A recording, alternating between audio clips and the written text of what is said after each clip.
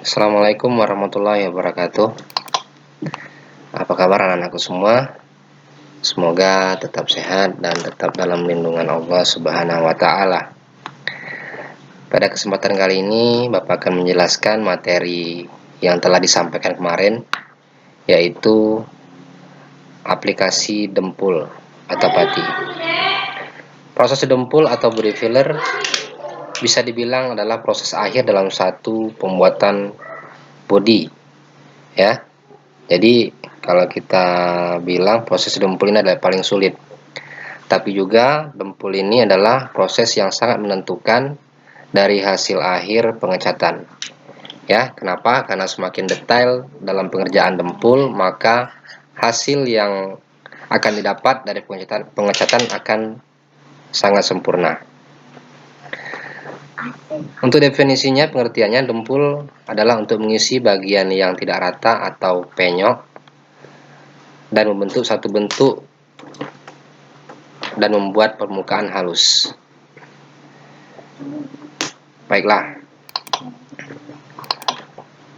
terdapat 3 jenis dempul, ya. Yang pertama, polyester putty atau dempul plastik. Pada umumnya mengandung extender, pigmen, dan dapat membentuk lapisan yang tebal dan mudah mengamplasnya. Akan tetapi menghasilkan tekstur yang kasar, ya. Kalau biasa digunakan, ya, ini adalah satu gambar dempul polyester, ya. Dia ketebalannya bisa mencapai lebih kurang 5 mm, ya. Biasanya digunakan pada pekerjaan awal.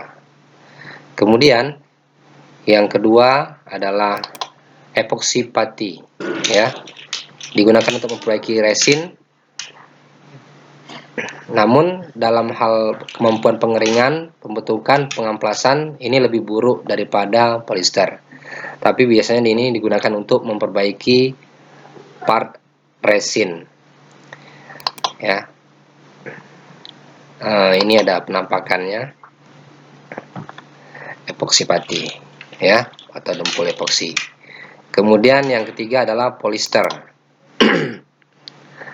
Yang ketiga adalah polyester putty.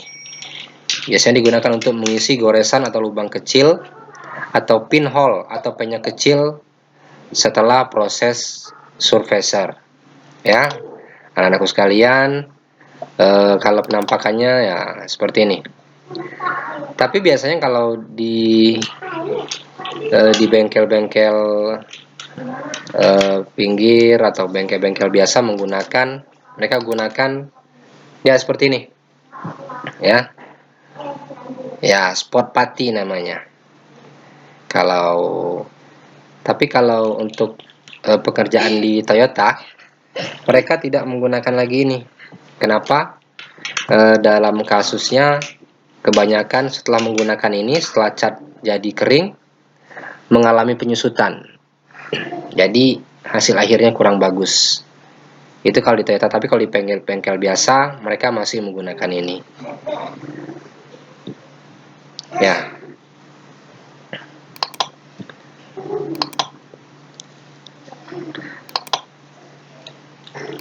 Kemudian lanjut, ya. Ya, di sini pengolahan dempul dilakukan dengan permukaan yang dibersihkan, ya. Jadi permukaan harus bebas dan bersih dari kotoran, minyak, gemuk, dan lain-lain, ya.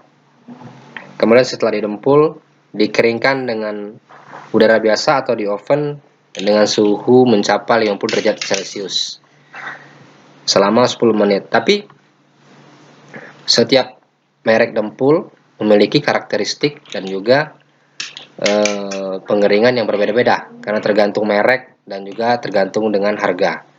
Untuk anak-anakku ketahui bersama, kalau di Toyota itu pengerjaannya ada pengerjaannya 1 jam, ya.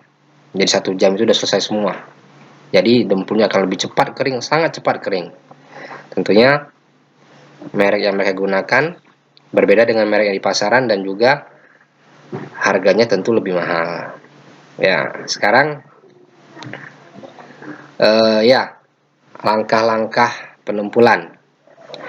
Itu ya. Diamkan selama 30 menit. Kemudian dikeringkan dengan lampu inframerah lebih kurang 50 derajat Celcius selama 10 menit. Kemudian mengamplas permukaan dempul dengan amplas grade 80, dilanjutkan 180, 280 sampai 400. Kemudian yang terakhir, membersihkan permukaan dari debu amplas dengan multi thinner, ya, atau biasa dibilang degreaser ya. Oke. Kemudian yang terakhir pengamplasan. Setelah didempul ya dan kering, bagian yang menonjol diamplas dengan menggunakan manual dengan blok atau dengan sender. Oke. Sekarang kita lihat ini contoh gambar ya. Di sini ini gambar blok manual ya. Ini balok tangan. Balok tangan atau hand block dipergunakan untuk mengamplas ya. Bentuknya macam-macam tergantung kegunaannya dan juga pengerjaan sudut-sudutnya. Kemudian mengamplas menggunakan sender. Sender terdapat dua jenis, tipe elektrikal dan juga tipe pneumatik. Kalau tipe elektrikal itu biasanya menggunakan listrik ya, dinamo, sedangkan yang pneumatik menggunakan tekanan angin ya. Untuk jenisnya ada yang sender orbial, dia bergerak orbital ya, berputar. Kemudian ada yang dual sender atau double sender.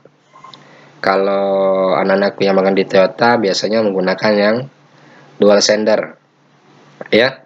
Selain berputar ya, dia aksinya juga bisa mendapatkan sudut bodi yang sesuai.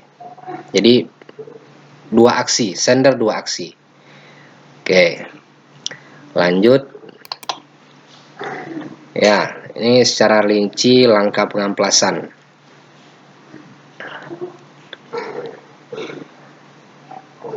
ya.